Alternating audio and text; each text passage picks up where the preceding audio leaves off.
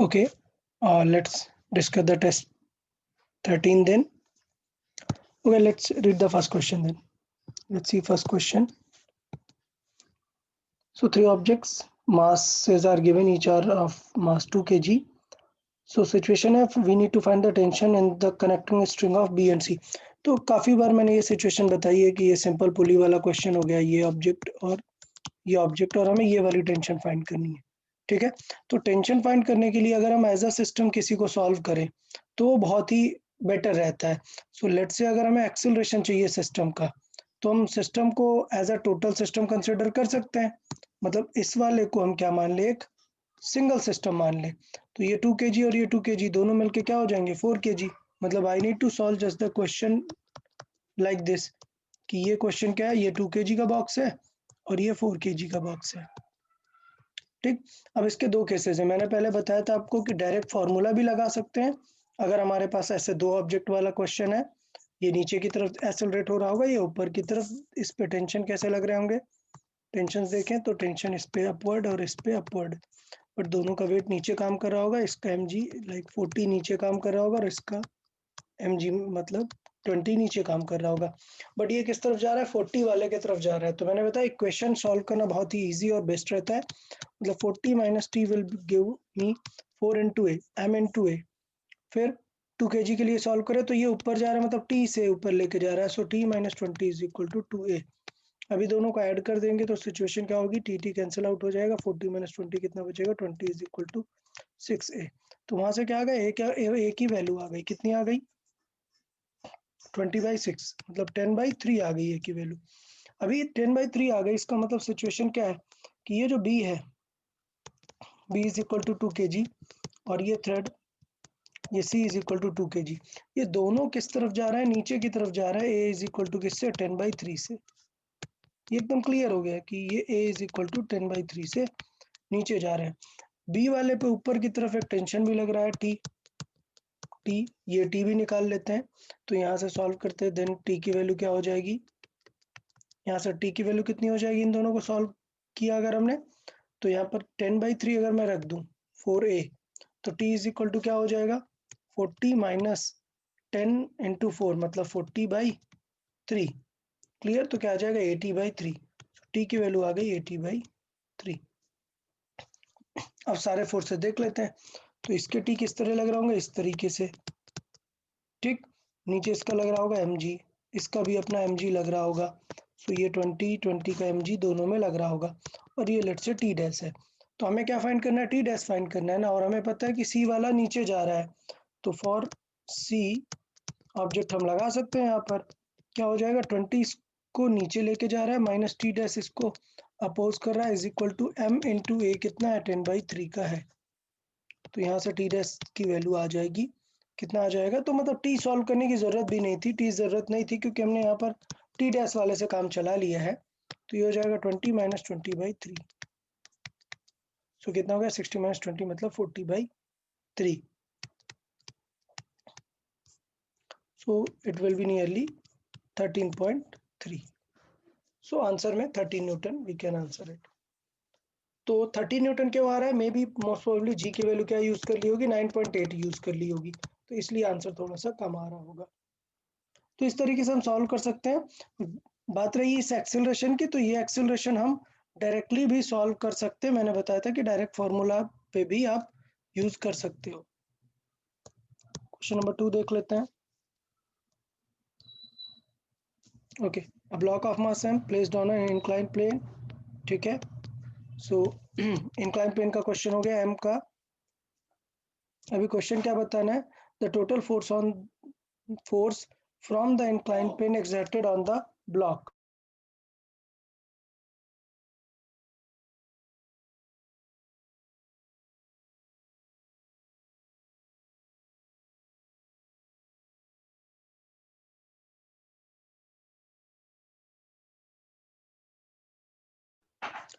तो ये सिचुएशन हो जाएगी इसमें। अभी हमें पता है कि इस पे एक नॉर्मल लग रहा होगा, तो ये इस पे नॉर्मल लग रहा होगा, और इस तरफ अगर हम बात करें तो एक क्या लग रहा होगा, फ्रिक्शन लग रहा होगा। ठीक, अभी क्वेश्चन देखिए, क्वेश्चन में क्या कर रहा है कि is placed at rest on incline plane. ठीक है। प्लेस्ड एट रेस्ट का मतलब क्या है, इसका मतलब ये है कि उसका मैक्सिमम फ्रिक्शन तो हमें पता है, हमें पता है फ्रिक्शन मैक्सिमम कितना हो सकता है, मैक्सिमम होता है mu into N which will be mu into m g cos theta. But हमें वो नहीं देखना, हमें मैक्सिमम नहीं देखना, हमें देखना है यूटिलाइज कितना हो रहा है।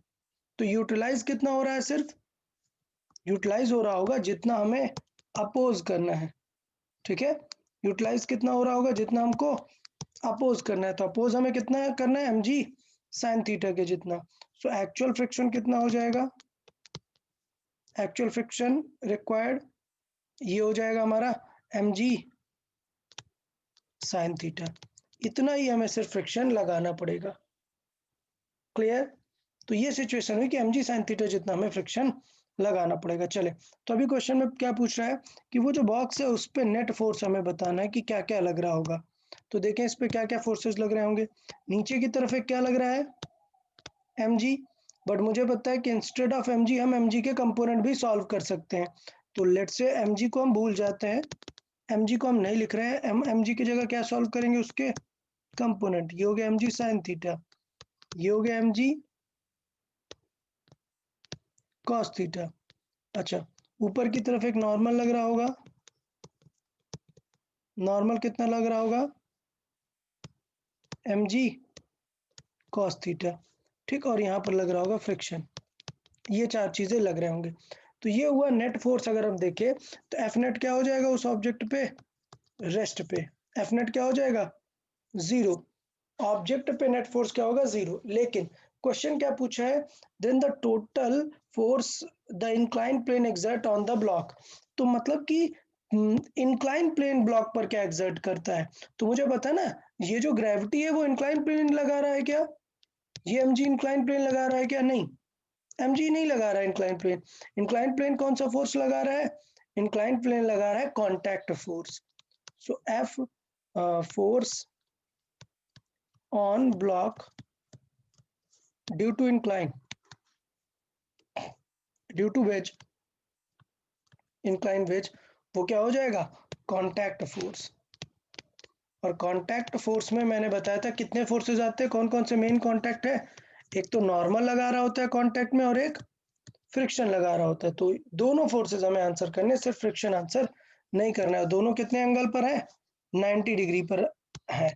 सो एफ कितना हो जाएगा, इसका मतलब एफ हो जाएगा रूट ऑफ नॉर्मल का स्क्वायर प्लस फ्रिक्शन का स्क्वायर। अभी लकीली हमें पता है कि नॉर्मल है एम जी कॉस थीटा, उसका स्क्वायर प्लस फ्रिक्शन लकीली कितना आ रहा है, एम जी साइन थीटा आ रहा है, mu m g cos theta नहीं आ रहा है।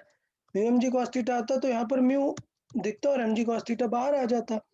इसका मतलब क्या दिखेगा, ये cos square plus sine square, तो एम जी बाहर आ जाएगा और रूट के अंदर क्या बचेगा, रूट के अंदर बचेगा cos square theta plus sine square theta. हमें पता है cos square sine square theta क्या हो जाता है, 1।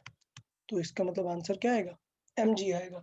तो नेट कॉन्टैक्ट फोर्स जो हमें चाहिए वो हम यहाँ पर निकालेंगे। तो नेट फोर्स तो जीरो होगा, but from the ways on the block क्या होगा, एम जी होगा। ओके, तो इसका ऑप्शन ए करेक्ट होना चाहिए, गलत दिया हुआ है तो हम इसे चेंज कर देंगे। तो ये आंसर मैं चेंज कर देता हूँ। Okay, so I have updated the answer, option A will be correct. It's the third question.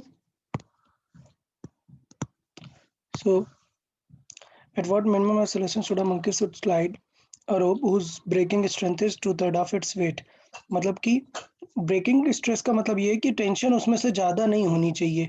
सो मतलब कि टी मैक्स की सिचुएशन कितनी होनी चाहिए, it must be 2/3 of its weight, मतलब 2 mg/3 होनी चाहिए मैक्सिमम। तो इसका मतलब लेट से रोप में क्वेश्चन क्या हुआ, मंकी ऊपर जा रहा है, मतलब क्वेश्चन आप ब्लॉक वाला ही समझो कि यार ब्लॉक को अगर हम ऊपर की तरफ पुल करेंगे किसी पर्टिकुलर एक्सेलरेशन से, तो टी ऊपर लग रहा होगा, नीचे की तरफ एम जी लग रहा होगा। ठीक है, तो हमें अब एक्सेलरेशन चाहिए कि उसका एक्सेलरेशन कितना होना चाहिए कि टी मैक्सिमम कितना हो ये। तो सिचुएशन क्या होगी, टी ऊपर लग रहा है माइनस एम जी अपोज कर रहा है इज इक्वल टू क्या होना चाहिए, एम ए। और हमें पता है टी मैक्सिमम होना चाहिए 2 mg/3 जितना, minus m g is equal to m into a. Clear? तो इसका मतलब 2mg माइनस 1/3 सॉल्व कर देंगे, कितना आ गया 1/3 of mg is equal to m a. So यहाँ से क्लियर हुआ, m कैंसिल आउट, कितने एक्सेलरेशन से जाएगा, मैक्सिमम g/3 से जाना चाहिए, अगर उससे ज़्यादा जाएगा तो t की वैल्यू ज़्यादा हो जाएगी और वो ब्रेक कर जाएगा, तो मैक्सिमम टेंशन के अकॉर्डिंग कर सकते हैं। तो इजी क्वेश्चन था ये। देखें फोर्थ सिचुएशन, एक तरफ 10 kg है, 5 kg है, for the arrangement shown in the figure the reading of the spring balance is. ठीक है, तो मतलब सिचुएशन क्या है, पहले मैंने क्या समझाया था कि देखो स्प्रिंग बैलेंस का कोई वेट दिया है या नहीं दिया है। तो जब स्प्रिंग बैलेंस का कोई वेट दिया ही नहीं है तो इसका मतलब आप स्प्रिंग बैलेंस को नॉर्मल ही समझ के सॉल्व कर दो। अगर वेट दिया होता तो ये क्या हो जाता, ये 3 ब्लॉक प्रॉब्लम हो जाता। तो मैंने ऑलरेडी नोट्स में कराया हुआ है कि अगर इसका वेट दिया होगा तो 3 ब्लॉक प्रॉब्लम है। अगर अभी वेट नहीं दिया तो कोई टेंशन वाली बात ही नहीं है, सिंपल सॉल्व कर देंगे। सिंपल सॉल्व कर देंगे तो हमें पता है कि सिचुएशन क्या है, ये 10 kg नीचे जा रहा होगा और ये 5 kg ऊपर जा रहा होगा सेम एक्सेलरेशन से। तो यार ये सेटअप बहुत बार हो चुका है, टी ऊपर की तरफ लगेगा, इसमें भी ऊपर की तरफ लग रहा है, बट इसमें mg नीचे की तरफ, इसमें mg नीचे की तरफ। और सिचुएशन क्या हो रही है, ये नीचे की तरफ एक्सेलरेट हो रहा है, मतलब mg डोमिनेट कर रहा होगा। तो क्या सिचुएशन होगी, mg मतलब कितना होगा 100 minus T is equal to 10 into a. और इसमें क्या सिचुएशन होगी, टी ऊपर जा रहा है तो इसमें टी डोमिनेट कर रहा होगा, मतलब T minus 50 is equal to 5 into a. दोनों को ऐड किया, टी कैंसिल आउट हो गया वहां से, सो टी कैंसिल आउट हुआ, 100 माइनस 50 कितना रिमेनिंग आया 50 इज इक्वल टू कितना है 15 ए। सो ए इज इक्वल टू कितना आ जाएगा 50/5। सो 5 से कैंसिल आउट किया, सो 10/3 आ गया। तो यहाँ से हमें एक्सेलरेशन आ गया तो टी भी आ जाएगा। किसी एक इक्वेशन में रख देते हैं, चलो फर्स्ट इक्वेशन में रख देते हैं। सो फर्स्ट इक्वेशन में रखे टी इज इक्वल टू कितना आ जाएगा, देन 100 माइनस 10 इंटू 10/3 मतलब 100/3। सो कितना हो जाएगा 200/3। So this much of tension will be there. ठीक है, तो मतलब सिचुएशन मैंने दोनों केसेस आपको ऑलरेडी समझा दिए हुए हैं। एक केस क्या बताया हुआ था कि जब इसका वेट दिया हुआ है तो अगर यहाँ पर स्प्रिंग बैलेंस का वेट भी होता तो फिर हम उसको एज अ 3 ब्लॉक प्रॉब्लम ही सॉल्व करते हैं। ठीक है, बट अभी नहीं दिया है तो अभी हम सिंपली देखेंगे टी का आंसर ही उस स्प्रिंग का आंसर होगा, कितना हो जाएगा 200/3। सो किसी भी ऑप्शन में 200/3 नहीं है, so none of this it will be. Question 5 देखते हैं। Okay, the time taken by a body to slide down a rough inclined surface. So आपको इंक्लिनेशन दिया हुआ है, इंक्लिनेशन है 45 डिग्री और ये रफ सरफेस है। ठीक है, एम मास का ऑब्जेक्ट है।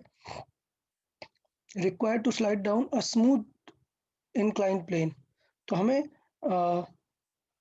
Inclined plane is twice the compare to smooth, मतलब टी रफ जो है वो रफ पे ज़्यादा टाइम लग रहा है किसके रेस्पेक्ट में, स्मूथ के रेस्पेक्ट में। ठीक, तो मुझे पता है कि रफ पे इस पे नेट एक्सेलरेशन कितना लगेगा, जी साइन थीटा नीचे लगेगा और फ्रिक्शन का अपोज हो रहा होगा। अब मुझे पता है कि ये नीचे स्लाइड डाउन कर रहा है, इसका मतलब जी साइन थीटा आगे जा रहा होगा और फ्रिक्शन अपनी फुल पावर से म्यू जी कॉस थीटा लग रहा होगा, mu m g cos theta लग रहा होगा। I am just talking about acceleration. अच्छा, हमें पता है दोनों में लेंथ सेम कवर करने वाला है, तो टी इज इक्वल टू कितना हो जाता है 2l/a करके या और 2s/a करके, s is equal to half a t square से 2s/a। तो वो चीज़ दोनों में कंपेयर कर देते हैं, क्या हो जाएगा 2s/a, ये रफ वाला होगा और इज इक्वल टू हो जाएगा 2 times of 2 into s by a smooth वाला होगा। तो अभी देखो दोनों का स्क्वायर कर देंगे तो ये 2 क्या बन जाएगा 4 और रूट कैंसिल आउट हो जाएगा। तो इसका मतलब क्या आ जाएगा, a smooth will be 4 times of A rough. और हमें पता है स्मूथ में एक्सेलरेशन कितना था जी साइन थीटा, और रफ में कितना है, रफ में एक्सेलरेशन है जी साइन थीटा नीचे जा रहा है माइनस अपोज हो रहा है किसका, म्यू जी कॉस थीटा का। तो ये सिचुएशन हो गई, यहाँ पर मल्टीप्लाई कर लेते हैं और म्यू जी को इधर ले आते हैं तो ये हो जाएगा 4 mu g cos theta is equal to, ये 4 साइन थीटा में एक जी साइन थीटा जाएगा, सो ये बचेगा 3g साइन थीटा। सो अभी सिचुएशन देख लें, जी तो कैंसिल आउट हो जाने वाला है और tan थीटा के टर्म्स में आंसर हमारा यहाँ पर आ जाएगा। The coefficient of kinetic friction between the object and the rough plane is given as, so mu is equal to कितना आ जाएगा, mu is equal to आ जाएगा 3/4 into sin theta by cos theta। So sine theta by cos theta क्या हो जाएगा, tan theta, और theta की value कितनी है 45, तो tan 45 कितना होता है 1। ठीक है, तो इसका मतलब आंसर क्या आ जाएगा, ये 3/4। ठीक है, सिंपल क्वेश्चन था, बस हमें काम की बात क्या थी ये याद रखना था। ये थोड़ा सा हमें याद रखना चाहिए था कि यार जब वो नीचे जा रहा होगा, फ्रिक्शन के साथ जा रहा होगा, तो कितने एक्सेलरेशन से वो नीचे की तरफ जाएगा। ओके, देख लेते हैं 6 क्वेश्चन नंबर।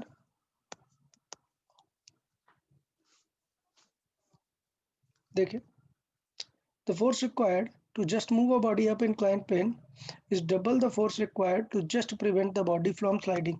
तो यार देख लो, समझाया था ये क्वेश्चन, बहुत अच्छे से समझाया था, बहुत बार समझाया था कि अगर हमें इसे जस्ट प्रिवेंट करना है, तो हमें जस्ट प्रिवेंट करना है तो हमें फोर्स लगाना पड़ेगा। क्या क्या हो रहा होगा, mg sin थीटा नीचे लग रहा होगा, और हमें इसे रोकने का ट्राई करना है क्योंकि नीचे गिर रहा था, तो फ्रिक्शन हमारा सपोर्ट कर रहा था। ये सिचुएशन थी, ठीक। लेकिन दूसरा केस क्या होगा कि इसे हमें ऊपर पुश करना है, तो अगर हमें इसे ऊपर पुश करना है, तो अगर हमने इसे ऊपर स्लाइड कराना स्टार्ट कर दिया तो बदल जाएगा यार, फ्रिक्शन तुरंत अपनी सिचुएशन बदल लेगा। तो अगर हमें ऊपर की तरफ पुश कराने के लिए कुछ एफ डैश चाहिए, तो एफ डैश के लिए mg sin थीटा तो ठीक है लगेगा ही, साथ में यहाँ पर फ्रिक्शन भी नीचे की तरफ ही लगने लगेगा। ये दो केसेस है, ठीक। तो क्वेश्चन क्या है, that the force required to just move the body up is double the force required to just prevent it। मतलब दिया है that f dash is 2 times of f। Okay, तो ये सिचुएशन हमें दी हुई है, तो आगे सॉल्व कर देते हैं। f डैश कितना है, पहले केस में अगर बात करें तो ये है f डैश है friction plus mg sin theta is equal to f कितना है, f है, f में mg sin theta minus friction के बराबर जितना होगा उतना f लगेगा। सो mg sin थीटा लगेगा माइनस फ्रिक्शन का अपोज होने के बाद जो बचेगा वो बाकी बचे वाला ये करेगा। तो ऐड कर देते हैं यार, यहाँ पर 2 टाइम्स ऑफ फ्रिक्शन इस तरफ ऐड हो जाएगा, तो क्या बन जाएगा 3 times of friction is equal to mg sin theta एक बार माइनस होगा, यहाँ 2 mg sin थीटा, एक mg sin थीटा माइनस हुआ, कितना बचा mg sin थीटा। अभी मुझे पता है कि फ्रिक्शन अपनी फुल पावर से लग रहा होगा ना, फुल पावर इसकी कितनी होती है, म्यू mg cos थीटा की, ये होती है इसकी फुल पावर। तो यहाँ पे देख लेते हैं क्या होगा, mg mg कैंसिल आउट हो जाएगा और पता चल जाएगा। So if the theta is angle of inclination then tan theta will be, so tan theta कितना हो जाएगा, sin by cos it will be how much 3 times of mu. ठीक है, अच्छा क्वेश्चन था बट कॉन्सेप्ट काफी बार बता दिया गया है, तो मतलब बनना चाहिए, अच्छा क्वेश्चन है। क्वेश्चन नंबर 7 देख लेते हैं।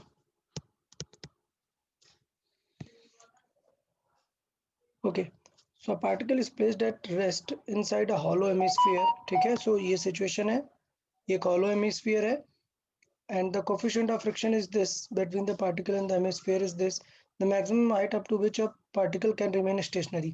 तो मतलब ये क्लियर हो गया कि मुझे अगर यहाँ पर उसे रेस्ट पे रखना है तो सारे फोर्सेस इसमें क्या होने चाहिए, बैलेंस होने चाहिए।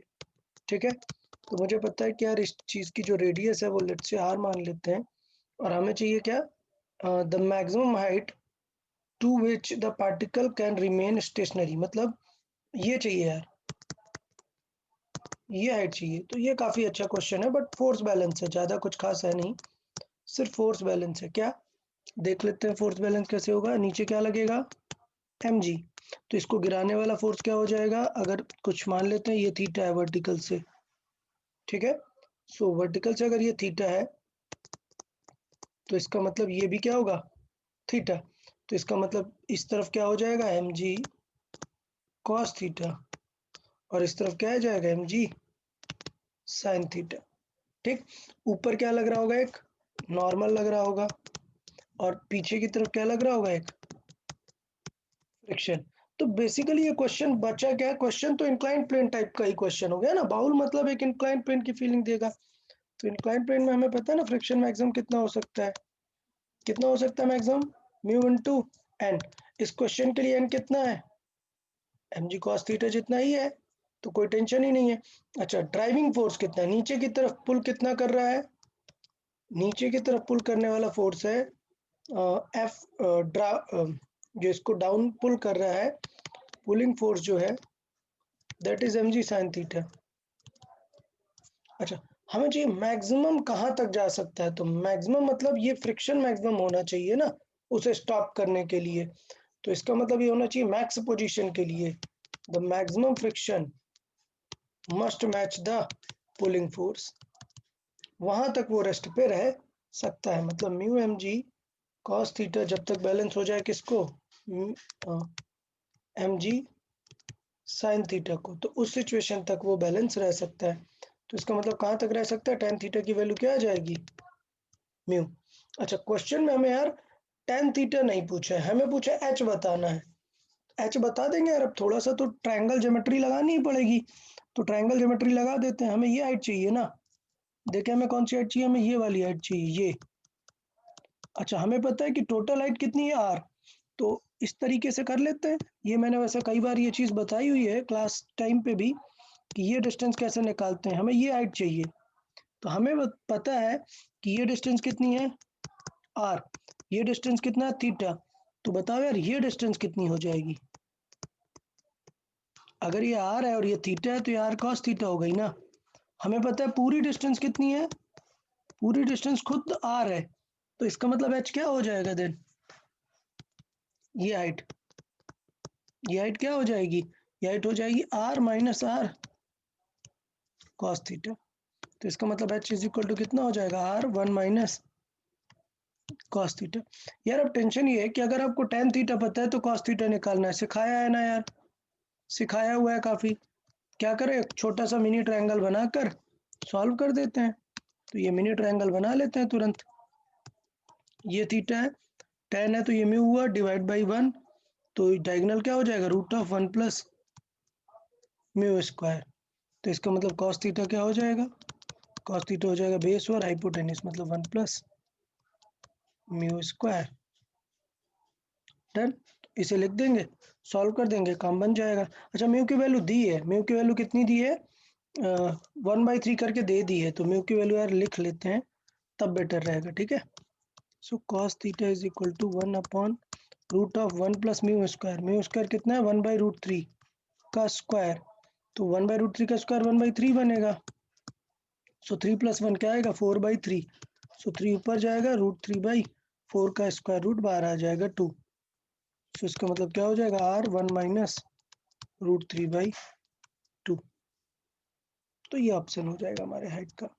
तो क्वेश्चन ओके था, क्वेश्चन में बहुत खास नहीं था, यहाँ तक तो हमें पता ही था कि कहाँ पर रेस्ट पे रह सकता है, ठीक है।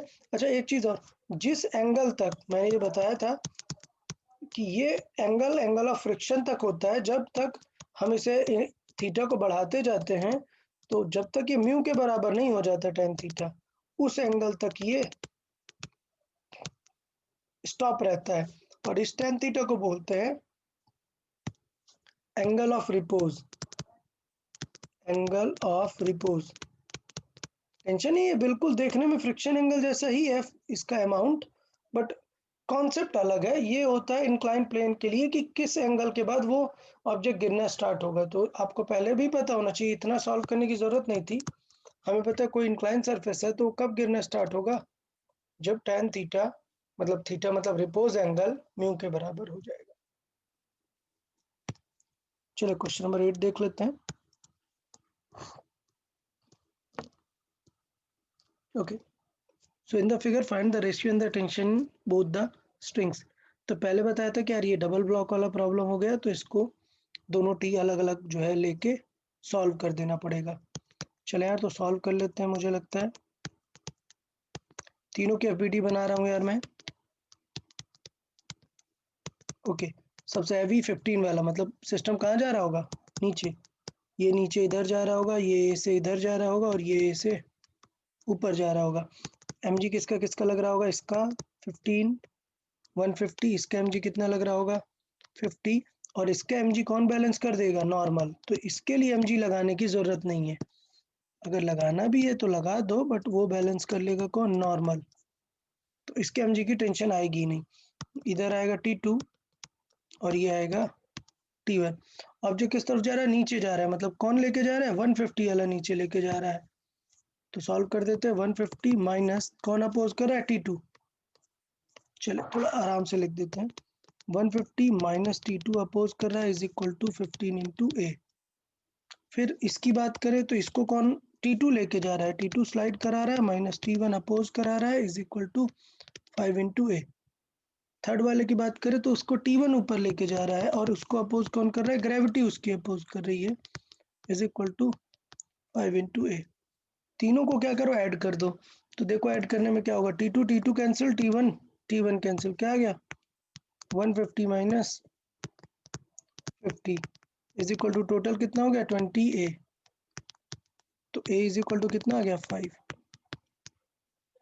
ठीक है, तो यहाँ से हमें वैल्यू पता चल गई कि यार सिस्टम कैसे एक्सेलरेट हो रहा है। तो किसी भी इक्वेशन में रख के फाइंड कर लो, क्या चाहिए, find the ratio of tension in the right and left, मतलब T1/T2 चाहिए। तो यार दोनों रख के सॉल्व करना पड़ेगा। तो पहले T2 चाहिए, तो T2 कितना हो जाएगा 150 माइनस 15 इंटू ए, सो कितना होगा 75। T1 चाहिए, सो T1 कितना हो जाएगा, T1 होगा थर्ड इक्वेशन से देख लो, T1 50 उधर ऐड हो जाएगा, 50 प्लस 5 इंटू ए 10, सो कितना हो जाएगा 75। तो इन दोनों में रेशियो तो क्या आ जा रहा है 1, देख लेते हैं। ओके 1 तो किसी भी ऑप्शन में नहीं आ रहा है, मतलब एक बार कैलकुलेशन चेक कर लेते हैं कहीं पे हमने मिस्टेक कर दी क्या। चलिए एक बार फिर से चेक कर लेते हैं। यहाँ पर 150 था, 150 माइनस T2 अपोज कर रहा था इज इक्वल टू 15 है, ये नीचे जा रहा था, ठीक है। फिर इसको T2 खींच के लेके जा रहा था, माइनस T1 अपोज कर रहा था is equal to m into a 5a। फिर क्या था, इसको T1 ऊपर लेके जा रहा था और अपोज कौन कर रहा था 50 इज इक्वल टू दिस। सो ये था 15 5 25, ओके ओके मिस्टेक यहाँ पर हुई है, ये 25 था, 15 5 20 25, ठीक है 25। तो फिर इसका मतलब ये कितना हुआ 150 माइनस 50 100, 100/25 4, ए की वैल्यू 4 आ रही है, करेक्ट कर लेते हैं चीज़ों को 60, सो ये आ गया 90, ओके। और यहाँ पर सिचुएशन क्या हो जाएगी 5 इंटू 4, क्लियर। सो ये हो गया 20 और ये हो गया 70, ठीक है। तो इस फॉर्मेट में भी हम उसको कर सकते हैं।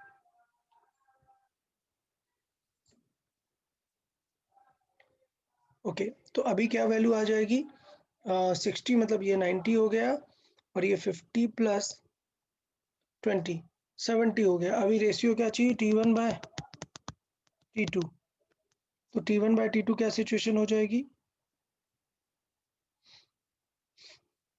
ओके एक मिनट, क्वेश्चन में अभी भी कोई रेशियो नहीं आएगा 9/7, नहीं। क्वेश्चन एक बार रीड करते हैं, कुछ मिस है आई गेस।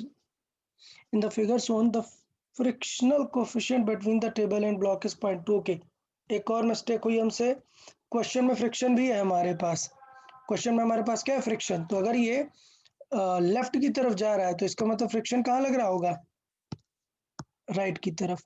तो एक चीज और मिस हो गई हमसे, क्या, ब्लॉक पे फ्रिक्शन। तो फ्रिक्शन निकाल लेते हैं, फ्रिक्शन क्या होगा μ1/2 n जितना, फ्रिक्शन म्यू कितना है, म्यू है 0.2, n कितना है 5 इंटू जी, सो 50,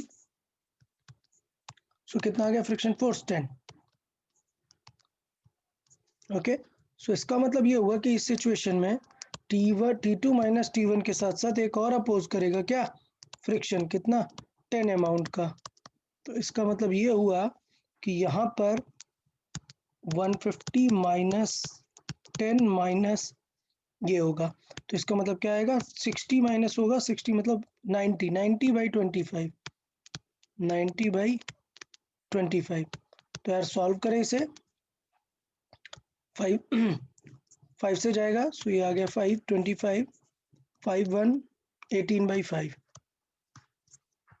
ये आ गया एक्सेलरेशन 18/5 आ गया एक्सेलरेशन, सो 15 इंटू 18/5, क्लियर। सो ये हो गया 54, मतलब 54 मतलब ये आ गया 96। यहाँ पर सिचुएशन देखें 18/5, सो ये कितना आ गया 68। अब रेशियो देख लो 96/68, क्लियर। सॉरी T1 68 है, 68/96, सो 2 से कैंसिल, 4 से कैंसिल आउट हो जाएगा, सो 4 से 1 7, ओके 4 2 4, ओके तो ये रेशियो हो जाएगा। सो क्वेश्चन में बेसिकली हमने फ्रिक्शन मिस कर दिया था, इसलिए थोड़ा सा क्वेश्चन हमारा बहुत ही डिफरेंट आ रहा था। तो ये थोड़ा सा क्वेश्चन केयरफुल रीड करना है, क्या क्या क्वेश्चन में पूछा हुआ है। Okay, question number 8 done. Let's see question number 9।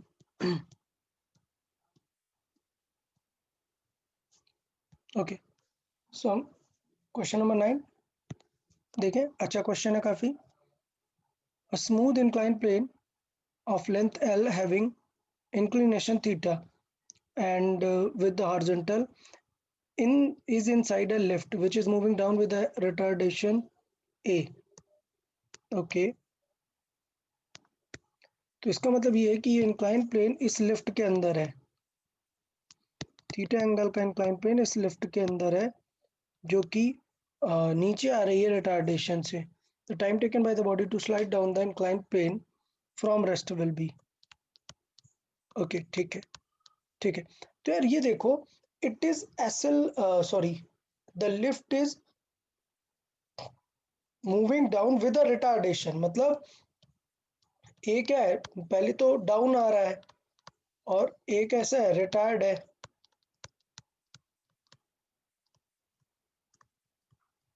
Okay, अभी समझे यार, अगर ए रिटार्डेशन है इसका मतलब क्या हुआ, इसका मतलब एक्सिलरेशन किस तरफ लग रहा होगा, अपवर्ड डायरेक्शन में। ए अगर रिटार्डेशन है मतलब ए कैसा है, नेगेटिव है। तो इसका मतलब अगर मैं डाउनवर्ड नेगेटिव है तो इसका मतलब रियल में ए किस तरफ है, अपवर्ड है। आप समझ रहे हैं। सो डाउनवर्ड में अगर ये रिटार्डिंग है तो इसे मैं बोल सकता हूं कि एक्सेलरेशन किस तरफ लग रहा है, अपवर्ड पे पॉजिटिव लग रहा है। ठीक, तो इसका मतलब क्या हुआ कि अगर मैं फील करूं कि लिफ्ट पे अपवर्ड पॉजिटिव लग रहा है, मैं फिर से बोल रहा हूँ क्यों अपवर्ड पॉजिटिव लगेगा, क्योंकि डाउन में वो क्या दिया है, रिटार्ड दिया है। तो डाउन में रिटार्ड कब होगा, जब रियल एक्सेलरेशन किस तरफ होगा, अप। रियल एक्सेलरेशन अगर अप है तभी डाउनवर्ड में वो रिटार्ड हो रहा होगा। तो अब एम मास का ऑब्जेक्ट देख लेते हैं। हमें पता है कि ये किस उससे आएगा, तो हमें क्या लगाना पड़ेगा इस पे, सूडो। ठीक है, तो ये एम मास का ऑब्जेक्ट है और हमने यहाँ पर लगा दिया सूडो। सूडो किस तरफ लगेगा, वर्टिकल डाउनवर्ड, तो एम जी तो लगेगा ही, प्लस एक और फोर्स क्या लगेगा, एम ए भी लग जाएगा। तो हमें पता है कि दोनों का कौन सा कंपोनेंट इस तरफ वाला काम आएगा। तो इसका मतलब टाइम के लिए क्या हो जाएगा, टाइम के लिए हो जाएगा 2s/a।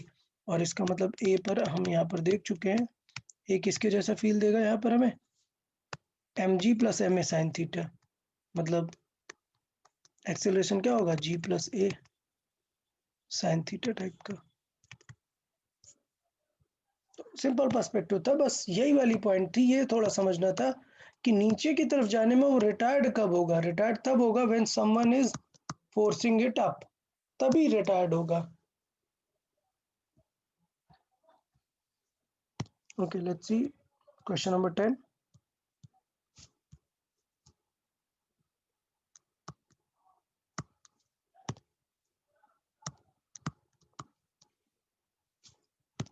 देखिए question number 10। So a block rest on a rough inclined plane making an angle 30 with the horizontal. The coefficient of static friction between the block and incline is this. If the frictional force on the block is 10, the mass of the block is okay. तो अगर वो rest पे है, rest पे मतलब fact हो गया कि ज़रूरी नहीं है कि क्या लगे, मैक्स लगे। फ्रिक्शन को सिर्फ कितना लगने की ज़रूरत है, mg साइन थीटा जितना। सो ये याद रखना है कि फ्रिक्शन को सिर्फ लगने की ज़रूरत है mg साइन थीटा। रेस्ट पे है इसका मतलब जरूरी नहीं है कि फ्रिक्शन मैक्स लगे, फ्रिक्शन किसके जितना लगेगा, mg sin थीटा के। जैसे नोट्स में मैंने बहुत बार इस चीज को आपको दिखाया हुआ है। तो क्वेश्चन में कह रहा है कि फ्रिक्शन कितना लग रहा है 10, तो 10 इंटू एम इंटू जी कितना है 10 इंटू साइन थीटा कितना है साइन 30 डिग्री, तो m इज इक्वल टू कितना आ गया 2 kg। याद रखें f की जो मैक्सिमम वैल्यू है वो होती है mu into m g cos theta. यहाँ पर मैक्सिमम की जरूरत ही नहीं है क्योंकि वो रेस्ट पे है, रेस्ट पे मतलब हो सकता है कि मैक्सिमम फोर्स ज्यादा है।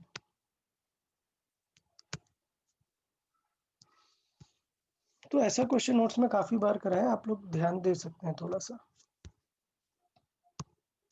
क्वेश्चन 11 देख लेते हैं। A block of mass 4 kg is placed on a rough plane. The a time dependent horizontal force given like this acts on the block. The frictional force between the block and the plane at time t is equal to 0। तो ये समझाया यार, ये बहुत बार समझाया हुआ है कि इस तरीके से क्वेश्चन कैसे अप्रोच करते हैं। तो क्वेश्चन में कह रहा है हॉरिजॉन्टल फोर्स, मतलब इस तरीके का। अच्छा, F इज इक्वल टू के टी, तो के टी, के कितना है 2 और टी किस टाइम पे पूछ रहा है हमसे 2 सेकंड पे, तो मतलब हमें फोर्स बेसिकली कितना लगाना है 4 न्यूटन का फोर्स हमें लगाना है वहां पर। अब क्या चाहिए, the frictional force between the block and the plate is, तो बॉक्स कैसा है, on a rough surface a block of mass is placed on a rough horizontal surface if time dependent act on the block the frictional force। मतलब देखो कहीं question पे बोला है क्या कि रेस्ट पे है, ऐसा कहीं पे बोल नहीं रहा है रेस्ट पे, तो मतलब हमें दोनों केसेस लगा के चेक कर लेने पड़ेंगे कि फ्रिक्शन कितना लग रहा होगा। तो देखो अभी हमें पता है यहाँ पर हमारा mg हो गया, ये mg का कंपोनेंट हो गया, ये mg का कंपोनेंट हो गया, बट एक नया फोर्स आ गया ना f, तो हमें क्या कर लेना चाहिए, इस f के भी कंपोनेंट कर लेने चाहिए। तो हमने एक्सप्लेन किया था कि इस f के भी कंपोनेंट हो जाएंगे, तो ये हो जाएगा अपना f, ये थीटा है तो ये हो जाएगा f cos थीटा और ये हो जाएगा f sin theta. mg cos theta mg sin theta तो चल ही रहा है, उसके बेसिस पे हम फ्रिक्शन लगाना स्टार्ट करेंगे। ठीक है। अच्छा, अभी बात करते हैं कि थीटा के बारे में भी कुछ हमें बताया नहीं है ऐसा, तो हमें सारी चीजें निकाल के रख लेनी चाहिए। तो पहले हमें देख लेना चाहिए कि नीचे की तरफ फोर्स कितना उसमें लग रहा है। नीचे की तरफ क्या लग रहा होगा, mg sin थीटा। सो mg sin थीटा देखिए कितना होगा, m कितना है 4, so basically 4g sin theta, मतलब mg sin थीटा ही समझ ले कि ये ड्राइविंग फोर्स है। ठीक, अपोजिट कितना होगा, f cos थीटा क्वेश्चन में देख गिवन है। और फ्रिक्शन की मैक्स वैल्यू अगर हमें निकालनी है तो वो हो जाएगा म्यू इनटू, अभी नॉर्मल रिएक्शन है, नॉर्मल रिएक्शन में दो फोर्सेस आएंगे क्या, एक तो f sin थीटा आएगा और प्लस mg cos थीटा, ये दो फोर्सेस आएंगे। तो फ्रिक्शन बेसिकली हम दो तरीके से निकाल सकते हैं, कैसे कैसे, एक बार इस तरीके से और एक बार ये पर्टिकुलर वैल्यू से। लेकिन इसमें थीटा के बारे में नहीं गिवन है। A block of mass m is placed on a rough horizontal plane। Okay, my mistake यार, क्वेश्चन में इंक्लाइन प्लेन दिया ही नहीं है। क्वेश्चन कैसा है, रफ हॉरिजॉन्टल प्लेन का है। हॉरिजॉन्टल प्लेन का है तो फिर तो बहुत ही ज़्यादा इजी हो गया, बहुत ही ज़्यादा इजी हो गया क्वेश्चन। हॉरिजॉन्टल प्लेन का है तो, हॉरिजॉन्टल प्लेन का है तो क्लियर है, सीधा ही ऐसे रखा हुआ है।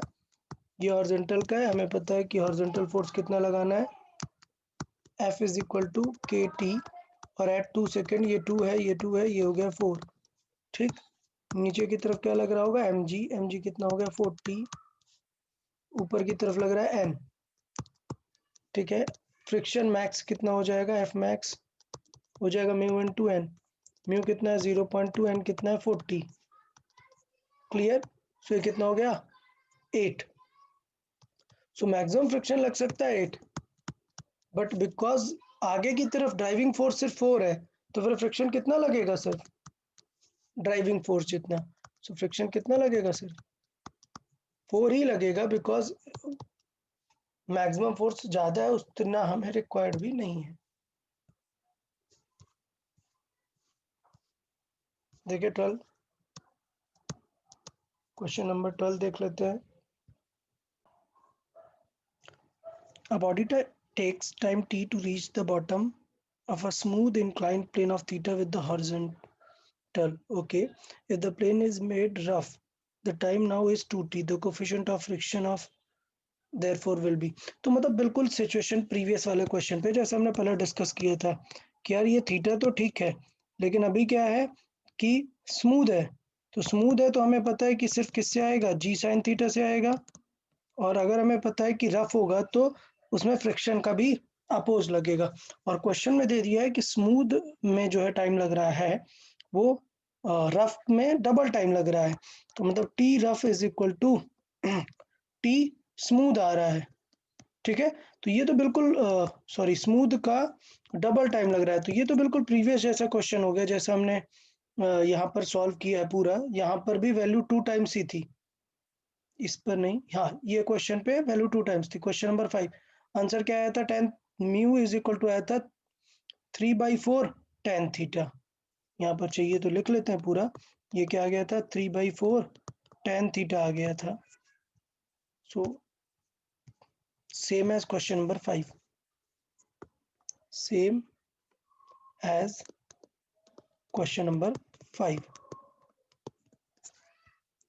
ठीक है, क्वेश्चन नंबर 13 देख लेते हैं। क्वेश्चन नंबर 13, तो हमें ज्योमेट्रिकल सिचुएशंस दी हुई हैं। लेट्स सी, एक रॉड टाइप पे है कुछ। ठीक है, a ladder of 5 metre is placed against a smooth wall. तो वॉल स्मूथ है, मतलब यहाँ पर फ्रिक्शन है क्या वॉल का? नहीं, वॉल का फ्रिक्शन 0 है। The coefficient of friction mu between the ladder and the ground, तो यहाँ का फ्रिक्शन दिया है आपको म्यू। अब लैडर की जो लेंथ है वो 5 मीटर है, ये 5 मीटर है। क्वेश्चन में दिया है ए ओ, ये 4 मीटर है और ये 3 मीटर है। तो इतनी सिचुएशन हमें दे दी है। What is the minimum value of mu if the ladder is not slipping, मतलब वो स्लिप नहीं कर रहा है तो क्या सिचुएशन होगी?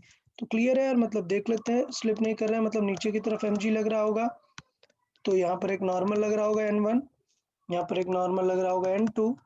हमसे N2 तो कुछ पूछा नहीं है, N1 लग रहा होगा। तो mg से नीचे गिराने का ट्राई कर रहा होगा ना, नीचे की तरफ।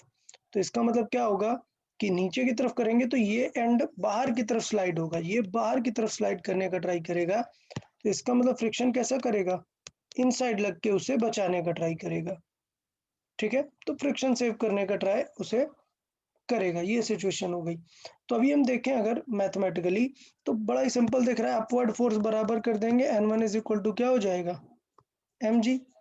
तो इसका मतलब friction force max, friction max कितना लग जाएगा? फ्रिक्शन मैक्स तो हमें पता है म्यू इनटू N1 हो जाएगा। तो फ्रिक्शन मैक्स कितना हो जाएगा? म्यू इनटू mg जितना हो जाएगा, मैक्सिमम फ्रिक्शन की वैल्यू। बट क्वेश्चन में क्या कह रहा है? What is the minimum value of mu so that the ladder does not slip. तो मतलब लैडर अगर स्लिप नहीं कर रही है मतलब क्या है? सारे टाइप के फोर्सेस बैलेंस है। ठीक है, तो इसका मतलब ये जो मैक्सिमम फ्रिक्शन हमें यहाँ पर लग रहा है ये किसके जितना है? म्यू एम जी के जितना है। ठीक है, ये बैलेंस्ड होना चाहिए इससे भी, N2 वाले से। तो यहाँ से हमें क्या आ जाएगा? N2 की वैल्यू आ जाएगी। N2 की वैल्यू आ जाएगी किसकी जितनी? फ्रिक्शन की जितनी। बट N2 हमसे कुछ पूछा नहीं है, तो हमें अब ओवरऑल क्या चाहिए? वैल्यू चाहिए। ठीक, तो सफिशिएंट नहीं है, मतलब यहाँ से हम निकाल ही नहीं सकते ना म्यू, क्योंकि हमें किसके बारे में नहीं पता? mg के बारे में नहीं पता है। तो इसका मतलब ये क्वेश्चन पे फोर्स बैलेंस बस से काम नहीं चलेगा। इस क्वेश्चन में सिर्फ फोर्स बैलेंस से काम नहीं चलेगा, क्योंकि फ्रिक्शन की वैल्यू हमें नहीं पता है। तो अब हम क्या करेंगे? अब हम फोर्स बैलेंस के साथ साथ दूसरी चीज अप्लाई करेंगे। क्या करेंगे? Moment balance. मोमेंट बैलेंस, तो मैंने सिखाया था कि दो टाइप का चीजें बैलेंस करते हैं, एक तो फोर्स बैलेंस करेंगे और एक मोमेंट बैलेंस करेंगे। तो मोमेंट बैलेंस क्या बताया था मैंने? मोमेंट बैलेंस बताया था फोर्स इनटू परपेंडिकुलर डिस्टेंस। तो देखिए मोमेंट बैलेंस करा देते हैं यार, ये लेटर रखी हुई है। अभी देखो इस पॉइंट पर है, तो इस पॉइंट पर N1 लग रहा होगा और फ्रिक्शन लग रहा होगा, तो N1 और फ्रिक्शन का तो कुछ आएगा नहीं मोमेंट, क्योंकि वो इसी पॉइंट पे लग रहा है। किसका मोमेंट आएगा? mg का, mg का। तो mg की ये परपेंडिकुलर डिस्टेंस हो जाएगी ना, this will act as a perpendicular distance. ठीक, अच्छा दूसरा फोर्स क्या लग रहा है? N1। तो mg इसको इस तरफ रोटेट करना चाहता है, इस तरफ mg, but N1 opposite direction में उसको लेके आना चाहता है, तो N1 का मोमेंट क्या होगा? अपोजिट डायरेक्शन में। तो दोनों एक दूसरे को बैलेंस करेंगे। क्या? मोमेंट ऑफ, ये N2 है sorry, so moment of N2 will balance the moment of mg। Moment क्या होता है? फोर्स इनटू परपेंडिकुलर डिस्टेंस, मतलब N2 इनटू परपेंडिकुलर डिस्टेंस कितनी है? ये 4 मीटर। N2 की परपेंडिकुलर डिस्टेंस कितनी है? 4। mg की परपेंडिकुलर डिस्टेंस कितनी है? mg इनटू ये बेस तो 3 है, तो ये कितनी हो जाएगी? हाफ, 3/2। अच्छा देखो N2 अभी अभी हमने देखा कि N2 किसके जैसा होना चाहिए फोर्स बैलेंस के अकॉर्डिंग? फ्रिक्शन के जितना। तो N2 किसके जितना होना चाहिए? फ्रिक्शन के जितना। इस 2 का मल्टीप्लाई कर देते हैं, तो ये हो गया 8 इंटू mg इंटू 3। अच्छा अभी देखो फ्रिक्शन कितना है, अभी हमने देखा कि फ्रिक्शन कितना हो सकता है? म्यू mg जितना। तो देखो यहाँ से विदाउट mg को सॉल्व किया, हमारा काम बन गया। यहाँ से mg क्या हुआ? कैंसिल आउट हुआ, म्यू की वैल्यू आ गई। तो इस तरीके से अप्रोच कर सकते थे हम। अच्छा क्वेश्चन बन गया ये, क्योंकि हमें दोनों चीजें यहाँ पर ध्यान देनी होगी। हमें मोमेंट बैलेंस भी देखना होगा, हमें फोर्स बैलेंस भी देखना होगा। तो ये चीज हम ऑलरेडी डिस्कस कर चुके हैं, जब मैं प्रैक्टिस शीट डिस्कस कर रहा था तब मैंने ये चीज बताई थी आपको।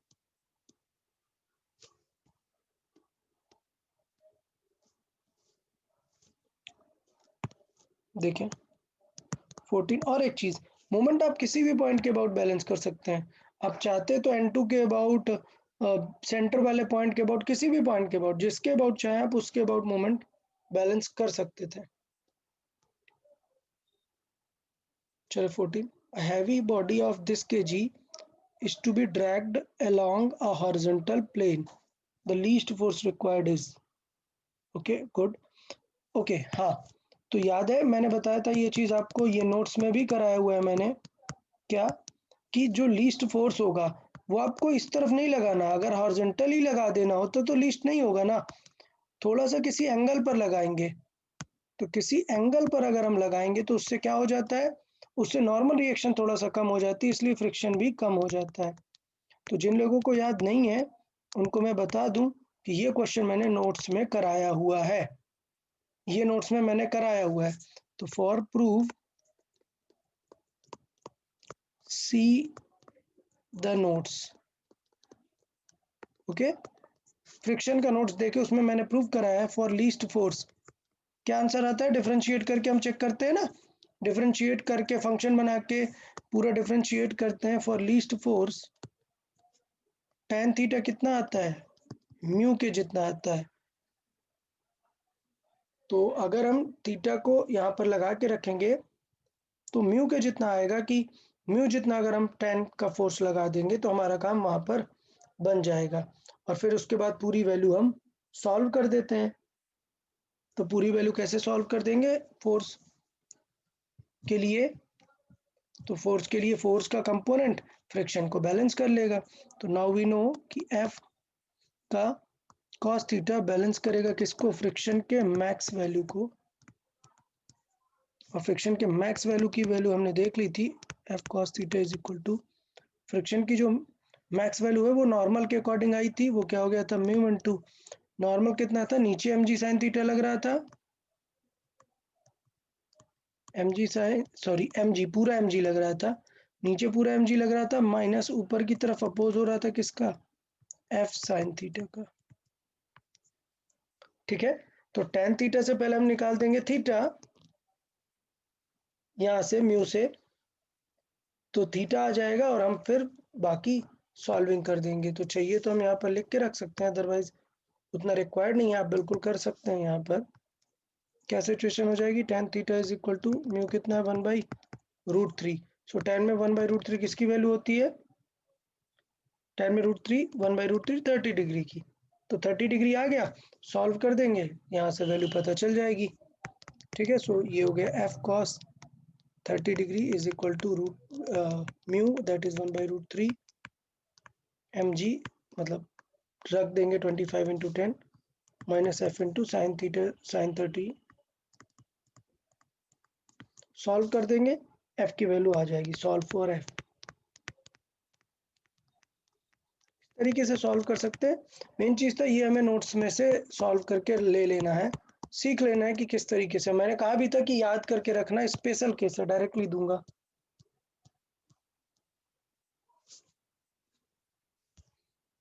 Okay, let's see question number 15।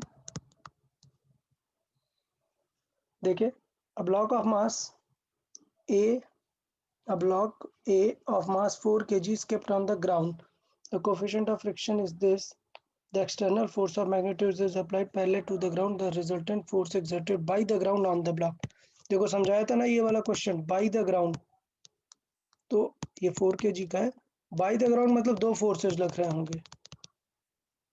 ठीक है, सो एक्सटर्नल फोर्स कितना है 30, mg कितना हो गया 40, n कितना हो गया 40, f max कितना हो गया म्यू इंटू एन, म्यू कितना है 0.8 इंटू 40, कितना आ गया 32। सो फ्रिक्शन कितना लग सकता है 32, बट लगेगा क्या 32 नहीं, फ्रिक्शन सिर्फ कितना लगेगा देन 30 लगेगा, क्योंकि जो पुलिंग फोर्स है वो 30 ही है। अच्छा, नेट कांटेक्ट फोर्स मैंने समझाया था, net contact force, net contact force मतलब दो फोर्सेस आएंगे, क्या नॉर्मल भी कांटेक्ट है और एक टाइप का फ्रिक्शन भी कांटेक्ट है। और अभी मैंने देखा कि नॉर्मल है 40 और फ्रिक्शन है 30, क्या आंसर आ जाएगा 50। तो अच्छा क्वेश्चन था, सिंपल था, याद रखना चाहिए था कि कांटेक्ट फोर्स किस तरीके से हमने डिफाइन किया हुआ है। 16 number.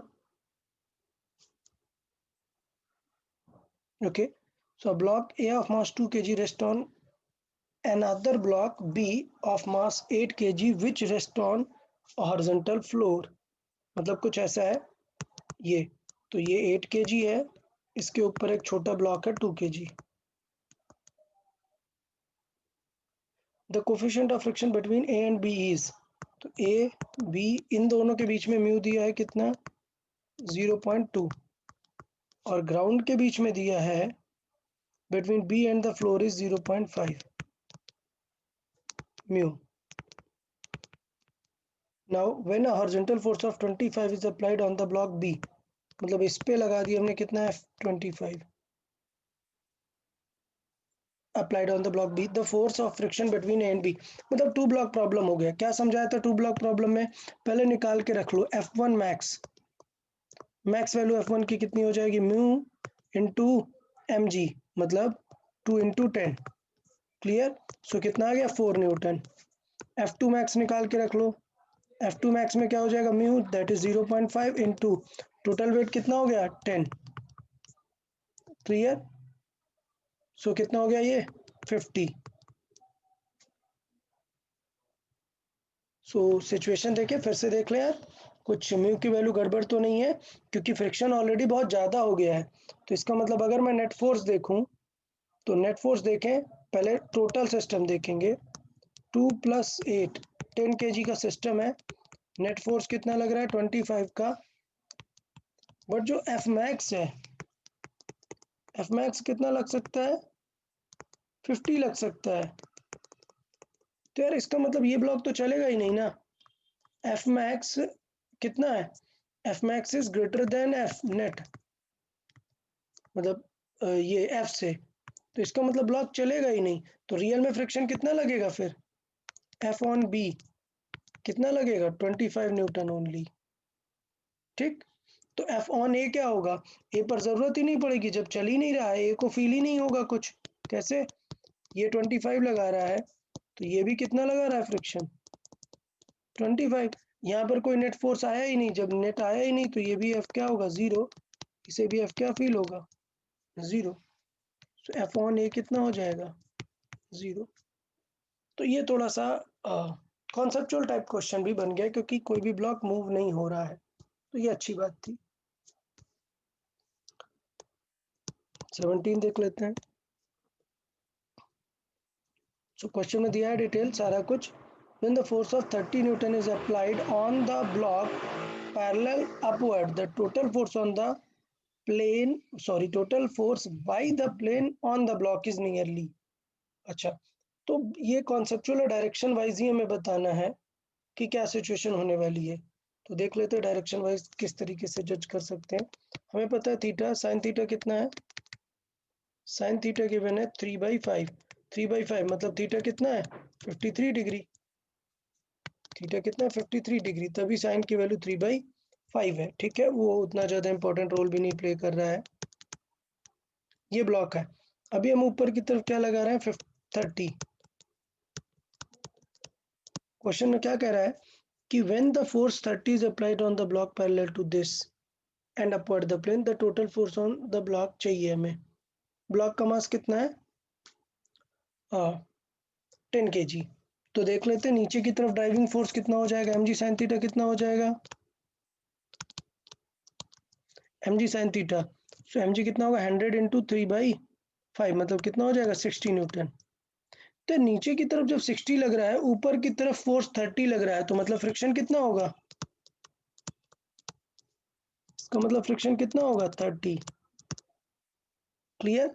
So by this calculation we can say कि फ्रिक्शन कितना हो जाएगा 30 हो जाएगा। अब देखें इधर क्या होगा mg cos थीटा, तो इसका मतलब ब्लॉक पे क्या लगेगा, इधर नॉर्मल लगेगा। mg cos थीटा नॉर्मल कितना हो जाएगा 60 है ये, वो आएगा 80। सो नॉर्मल आ गया 80। अब हमसे क्वेश्चन क्या पूछ रहा है कि force on the block due to this incline plane. तो इंक्लाइन प्लेन तो दो ही टाइप के फोर्स लगा रहा है, एक लगा रहा है फ्रिक्शन, फ्रिक्शन किधर लग रहा है ऊपर की तरफ कितना 30, और दूसरा कितना है नॉर्मल कितना 80। तो वैल्यू भी निकालने की जरूरत नहीं थी, फोर्स कहाँ आएगा इन दोनों के बीच में कहीं इस तरफ आएगा। ठीक है, तो ये क्या है एग्जैक्टली ये है नेट कांटेक्ट फोर्स हाल से, net contact force, net contact force. ठीक है, 18 हो गया, 19 देख लेते हैं। ओके, तो ऐसे क्वेश्चन, ये लॉज ऑफ मोशन का क्वेश्चन बन गया, ये काफी इजी। मतलब ये लेट्स से पर्सन है एम मास का और एक प्लेटफॉर्म भी मास का होगा। प्लेटफॉर्म का मास कितना इक्वल मास है, ये भी एम है। अब देखो इनको कौन होल्ड कर रहा है, एक थ्रेड यहाँ होल्ड कर रहा है, एक थ्रेड ये पर्सन खुद होल्ड कर रहा है, ये पर्सन खुद होल्ड कर रहा है और ये पर्सन खुद होल्ड कर रहा है। थ्रू आउट जो स्ट्रिंग है वो एकदम सेम है ये वाले साइड पे, तो मतलब इस तरफ हो गया कुछ T1 T1, ये दो स्ट्रिंग्स हैं, और इस तरफ कुछ हो गया T2 T2। अभी देख रहे हैं क्या है, by two ropes passing over the pulley as this, if pulls rope with a force equal to half of its weight, his upward acceleration would be। तो क्वेश्चन लिख रहा है if he pulls each rope with force equal to half of its weight, मतलब question दिया है कि T1 और T2 equal है और किसके जितनी है mg/2 के जितनी है, तो क्या सिचुएशन होगी, तो किस तरफ एक्सेलरेट होगा। तो हम चेक कर लेते हैं कि नेट फोर्स किस तरफ है उसी तरफ एक्सेलरेट होगा, और net force minus opposing force is equal to m a हो जाएगा। F net is equal to क्या कर देंगे एम ए कर देंगे। ठीक है, तो नेट फोर्स क्या है ऊपर की तरफ लग रहे हैं कितने 2T1 प्लस 2T2, ये ऊपर की तरफ लग रहा है, माइनस अपोज किन का हो रहा है 2 टाइम्स ऑफ एम जी का अपोज हो रहा है, इज इक्वल टू पूरे सिस्टम पे लगा रहे हैं ना हमें एम इंटू ए, 2m इंटू ए हो गया। अभी ये क्या mg/2 है, मतलब कितना हो जाएगा 2 into mg/2 plus 2 into mg/2। सो ये बेसिकली 2 तो कैंसिल आउट हो गया, माइनस 2mg, तो ये तो सारा कुछ कैंसिल आउट हो गया। इसका मतलब क्या हो गया, ए 0 हो गया, इसका मतलब सिस्टम इज बैलेंस्ड। इसका मीनिंग क्या है, A0 का मतलब क्या है, system is balanced.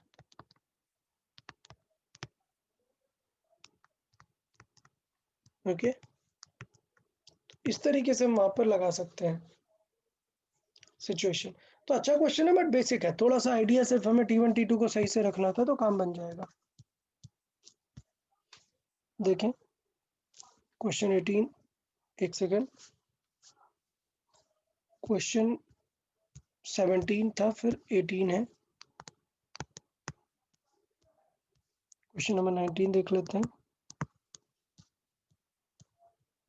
Okay, a block of M resting on the wedge shown with the minimum acceleration A so that the wedge, the mass M falls freely. Okay, तो इसका मतलब ये है कि with what minimum acceleration A should the wedge move so that the box M falls freely. freely fall का मतलब क्या है? freely fall का मतलब क्या होगा, आपको ये फील करना पड़ेगा पहले। फ्री फॉल का मतलब ये है कि ये बॉक्स है, ये बॉक्स है M। फ्री फॉल का मतलब ये है कि मैं इसको इतना अमाउंट आगे की तरफ स्लाइड कराऊं कि इतना स्लाइड कराऊंगा कि ये जो कांटेक्ट है ये इस तरफ आ रहा है, लेकिन इसे बिल्कुल फील है कि ये किस एक्सेलरेशन से नीचे आ रहा है, जी से। अब आप सोचोगे सर जी से क्यों आएगा, तो जी से तो नहीं आएगा, ये कांटेक्ट के वजह से इस तरफ आएगा, लेकिन इसे हमें फील कैसी दिलानी है, हमें इसे फील दिलानी है कि इसको बिल्कुल फ्रीली फील होना चाहिए, मतलब ये नीचे किस एक्सेलरेशन से आना चाहिए, जी के एक्सेलरेशन से आना चाहिए। समझ आया? तो फ्री फॉल देख के लिए हमें फील दिलाना पड़ेगा कि इसका जो हॉरिजॉन्टल ये वाले डायरेक्शन का है वो किस में आना चाहिए, फ्रीली फॉल होना चाहिए, जी के टाइप का फील आना चाहिए। समझ आया सबको?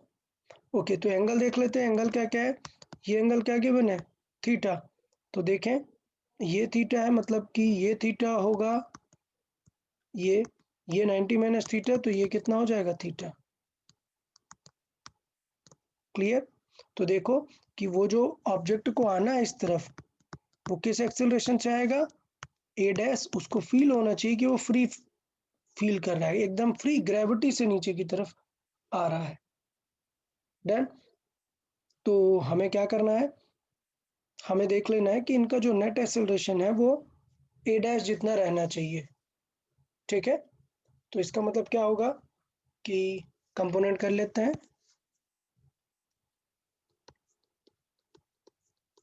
ब्लॉक पे इस तरफ एक्सेलरेशन कितना लग रहा होगा, ए, और हमने बताया कि इस तरफ एक्सेलरेशन कितना लग रहा है, जी। तो इसका मतलब अगर ये थीटा है तो इस वेक्टर को यहाँ पर एडजस्ट कर सकते हैं, ए वाले को यहाँ पर एडजस्ट कर सकते हैं, और ये थीटा है तो इसका मतलब क्या आ जाएगा, tan थीटा मस्ट सेटिस्फाई ये वाली वैल्यू परपेंडिकुलर ओवर जी। ठीक है, तो इसका मतलब क्या सिचुएशन होनी चाहिए, tan थीटा नहीं, सॉरी माय मिस्टेक, ये क्या सिचुएशन हो जाएगी यहाँ पर, परपेंडिकुलर ओवर बेस, तो बेस tan नहीं यूज होगा, क्या यूज होगा यहाँ पर फिर साइन थीटा टाइप क्या आ जाएगा, ये आ जाएगा ए ओवर जी। तो इस टाइप की एक सिचुएशन हमारे पास बन जाएगी। क्लियर? ओके, तो एक्सेलरेशन कितना आ जाएगा हमारा, एक्सेलरेशन फील देगा जी साइन थीटा जितना, एक्सेलरेशन आना चाहिए जी साइन थीटा जितना। ओके, जी साइन थीटा कोई भी ऑप्शन नहीं है, जी कॉस थीटा टेन थीटा है। एक मिनट, तो हम देख लेते हैं क्या मिस्टेक हुआ हमसे, एक बार चेक कर लेते हैं सिचुएशन। क्वेश्चन रीड करते हैं फिर से क्या हुआ। क्वेश्चन एग्जैक्टली क्या कह रहा है कि ये इनक्लाइन प्लेन है, फिर से फिगर को बना लेते हैं क्लियर और रीड करते हैं क्वेश्चन क्या कहना चाहता है। M is resting on the wedge at an angle theta, ये M यहाँ पर रेस्ट पे है। ठीक है, अब हमें क्या करना है, हमें करना है कि इससे हम आगे की तरफ लेके जा रहे हैं, एक्सेलरेट कर रहे हैं। ठीक, तो हमें क्वेश्चन करना चाहिए with what minimum acceleration A should the ways be moved so that the mass m falls freely. इसका मतलब ये है कि अगर मैं इस m का फिगर बनाऊं, इस m का फिगर बनाऊं तो क्वेश्चन के अकॉर्डिंग ये है कि इसे एकदम नीचे ग्रेविटी की तरह आना चाहिए, ठीक। लेकिन अभी क्या ग्रेविटी की तरह आएगा क्या? नहीं। क्यों? क्योंकि अगर इस पे एक एक्सेलरेशन लग रहा है तो इस बॉक्स पे क्या एक लगना चाहिए? सूडो लगना चाहिए। इस बॉक्स पे एक एक्सेलरेशन क्या लगेगा? सूडो लगना चाहिए। ओके, तो इसका मतलब ये होगा कि हमें चाहिए कि ए मिनिमम कितना होगा कि सारे फोर्सेस एक दूसरे को क्या करें? बैलेंस करें, उसे mg टाइप की फील दिलाए। तो mg टाइप की फील दिला देते हैं।